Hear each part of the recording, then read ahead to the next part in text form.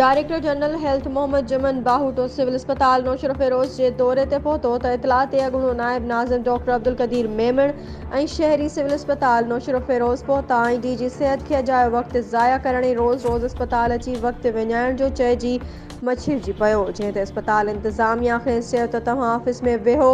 DG अस्पताल जी visit करे अचे थी त तव्हां उन सां मीटिंग कयो, जंहिं ते हू मछिड़जी पियो ऐं डीजी तोड़े अस्पताल अमले ते हमलो करे ॾिनो ऐं गाल गन करे पंहिंजा माण्हू घुराए deputy DHO doctor Abdul Fattah Rajpar सां झेड़ो करण लॻो। ॿिए पासे MS सिविल अस्पताल नौशर फेरोज़ डॉक्टर ख़ादिम हुसैन मंगरियो ॿुधायो त डॉक्टर कदीर पाण अची स्टाफ ऐं डॉक्टरनि खे दाबा ॾिना ऐं धक हया आहिनि ऐं इंतज़ामिया सां बदसलूकी कई। डीजी सेहत मोहम्मद जमन बाहुटो ॿुधायो त संदसि मौजूदगीअ में जेको कुझु थियो आहे उन लाइ मां तफ़सीली जांच कंदसि। शहरनि खे जेकॾहिं शिकायत हुई त वेही मसइलो हल थी पए पर उन ॼाणे ॿुझी ॻाल्हि खे वधायो जेको मुनासिब अमल न आहे।